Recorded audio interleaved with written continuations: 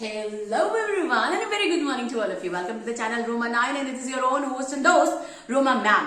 So as we had already started with the chapter pronoun, right? यानी कि सर्वनाम. So the concept is हमने पहले पढ़ा था कि pronoun का basically what is pronoun पहले ये देखा था. Secondly how many categories is it divided into ये पढ़ा हुआ था. इसके बाद फिर I told you about कि हम it pronoun को किधर किधर यूज करते हैं और किधर यूज नहीं करते हैं. Now today I am going to tell you in part 3 of pronoun कि what are reflexive and emphatic pronoun. Let me repeat myself once again. What are reflexive and emphatic pronoun, right? So here as you can see I have already written on the board ताकि ज्यादा जाम नहीं होए, मैं भी आसानी से आपको पढ़ा सकूं और आपका भी फोकस पूरे तरीके से हो.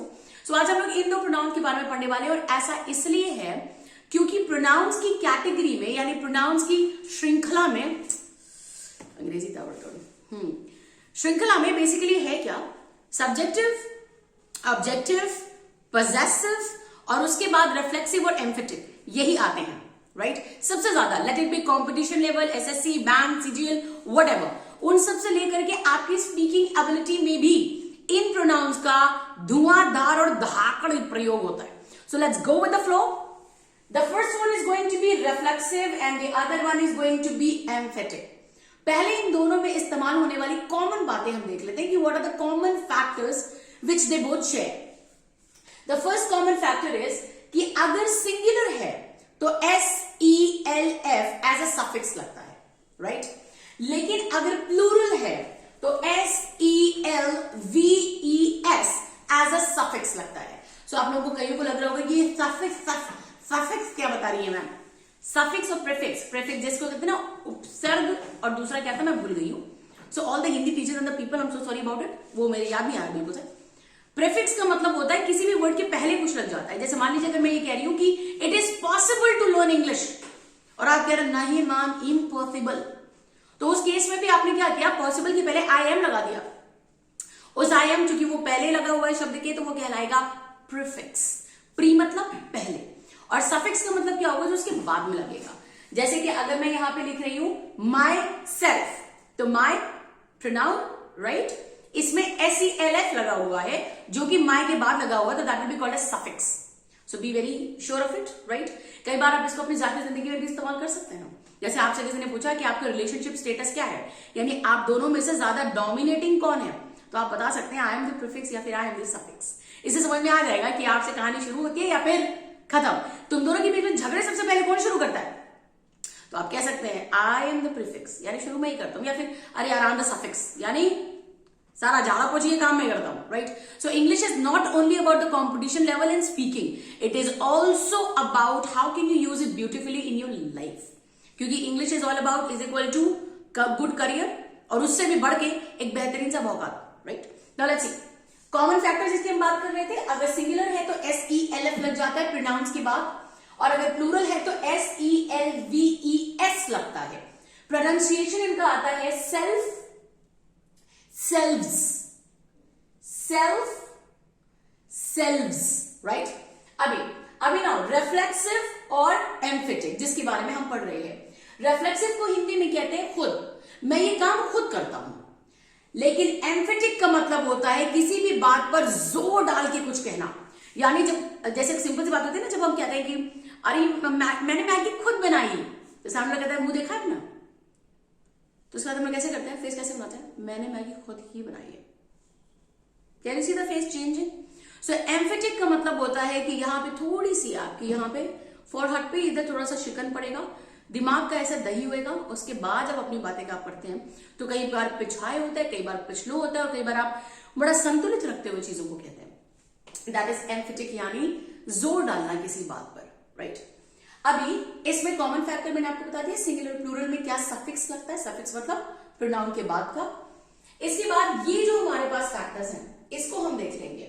यानी आई है तो माई सेल्फ, यू है तो योर सेल्फ, और चूंकि सिंगुलर है तो इसलिए SELF लग रहा है. He had to himself, she had to herself, again SELF because of being singular. दे यहां से कहानी में प्लूरल एंट्री मारता है. वी दे का हो जाता है themselves बिकॉज प्लूरल. वी का हो जाता है आर सेल्स, फिर से प्लूरल, और लास्ट में आता है इट, SELF, उसका प्लूरल से कोई लेना देना है ही नहीं, राइट। ये जो हमारा टेबल है ये रिफ्लेक्सिव में भी फॉलो होता है और ये चीज एम्फेटिक में भी फॉलो होता है। लेकिन अब हम समझते हैं इसके आगे की कहानी। रिफ्लेक्सिव जैसे कि हम लोगों ने फिजिक्स वगैरह में भी पढ़ा हुआ है कि रिफ्लेक्शन का मतलब क्या होता है, यानी किसी ऑब्जेक्ट से जब लाइट का टकराना होता है तो वो ऑब्जेक्ट हमें दिखाई देती है। Why? Because it crosses retina and then we can see the object. ये साइंस हमें बताता है। तो आप लोगों में से न चाहते हुए भी लोगों ने 10वीं तक तो आपने साइंस ली ही होगी, तो रिफ्लेक्शन आपको समझ में आ ही रहा होगा, बट ऑफ कोर्स, राइट। जिसका सिंपलेस्ट आइडिया ये है कि whenever we see our face into the mirror, जब हम आईने में अपना चेहरा देखते हैं तो क्या होता है, क्योंकि लाइट ऐसे रिफ्लेक्ट करती है तो हमें हमारा थोबड़ा मतलब प्यारा सा जो चेहरा होता है वो हमें आईने में दिखाई देता है, ठीक है, ओके। ये जो थोबड़ा वर्ड है ये बड़े लोगों के सामने मत बोलना, आपस लोगों में इट्स ओके। जो दिखाई देता है it's all because of reflexive, यही ये भी करता है। अब अगर जैसे मान लीजिए ये आईना है और ये आपका थोबड़ा है, मतलब ये तो मेरा है, मतलब जहां आपका है, अगर आपने आईने के पास ऐसे अपना थोबड़ा रखा तो आपको रिफ्लेक्शन दिखाई देगा? घंटा दिखाई देगा? नहीं दिखाई देगा। तो जब आपको रिफ्लेक्शन नहीं दिखाई देगा तो रिफ्लेक्शन वहां हुआ ही नहीं है ना, हो ही नहीं पाया, क्योंकि आपने लाइट पड़ने नहीं दी कहीं पे, मुंह जाके सटा दी है। तो रिफ्लेक्शन का मतलब क्या है कि मिरर यानी रिफ्लेक्शन और ऑब्जेक्ट को होना है दूरी पर, यानी सब्जेक्ट और उसके रिफ्लेक्शन को दूरी पर होना चाहिए, तभी वो कहलाता है रिफ्लेक्सिव। क्योंकि रोमा मैम आपको ये बता रही है कि ये टेबल दोनों में इस्तेमाल होती है, तो ससुरा पता कैसे करेंगे कि कौन सा एम्फिटिक है और कौन सा रिफ्लेक्सिव है? रिफ्लेक्सिव का जो रिफ्लेक्शन है वो सब्जेक्ट से दूरी पर होगा। 2 गज की दूरी बनाए रखना जरूरी, ये उस बीमारी के बाद उससे भी पहले रिफ्लेक्सिव में कहा जा चुका है, राइट। और एम्फिटिक का मतलब क्या होता है कि जोर देकर के किसी चीज को कहता है तो जोर देकर के करता है। तो ये क्या कहता है? ये कहता है कि सब्जेक्ट के पास में ही होना चाहिए उसका जो भी रिफ्लेक्शन आता है, राइट। एग्जाम्पल के तौर पर अब यहां पे देखना, मैंने रिफ्लेक्सिव में एग्जाम्पल दिया है, I do all of my work my self. इसका हिंदी होगा मैं मेरे सारे काम खुद करती हूं, मैं मेरे सारे काम खुद करती हूं। अभी आई का क्या आता है? My self, so I do all of my work my self, और सब्जेक्ट से उसका रिफ्लेक्शन दूरी पे है तो ये कहलाएगा रिफ्लेक्सिव, राइट। लेकिन जैसे ही मैंने आपसे बोला कि मैं अपने सारे काम खुद करती हूं, आपने कहा हटो हटो आने हवा आने दो, कुछ भी बता रही हो, मान लेंगे क्या हम?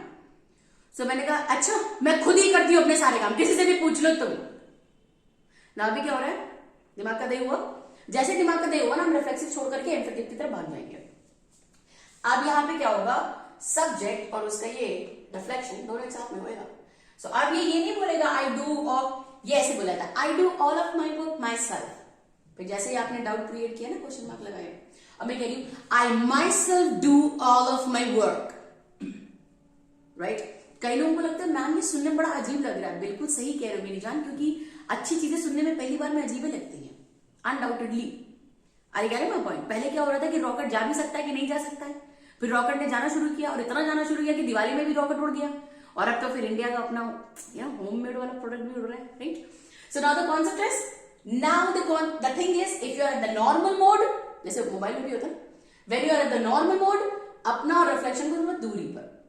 लेकिन अगर मोड नॉर्मल नहीं है तो you are going to pull it over there. Example के तौर पे, she killed her friend herself, उसने अपने दोस्त को खुद ही मार दिया। तो तुमने कहा अरे हटाओ तुम्हारी औकात नहीं, तुम मुझे लगता है तुम्हारी हिम्मत नहीं पड़ी होगी। तो कहते फिर उसने नाइफ लिया हाथ में, तो कह रही I like she herself killed her friend. फिर तुम्हें ये बिलीव हो गया कि नहीं, फ्रेंड के बाद तुम्हारी नंबर है। Now that is emphatic. So note क्या कहता है? रिफ्लेक्सिव में कहता है here the subject is placed at a distance from its reflection, यहां सब्जेक्ट अपने रिफ्लेक्शन से डिस्टेंस पर है। मगर एम्फेटिक कहता है here the subject and it's reflection is placed together. Am I clear to all of you? Definitely I'm clear to all of you. So on this note, पढ़ते रहिए, आगे बढ़ते रहिए और भोकाल अंग्रेजी का मेंटेन करते रहिए with career wise as well. So this is going to be enough for today.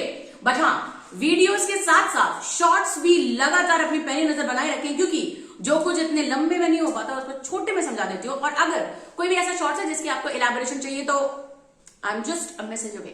Till then, have a great day. See you guys again. Tab tak, keep learning.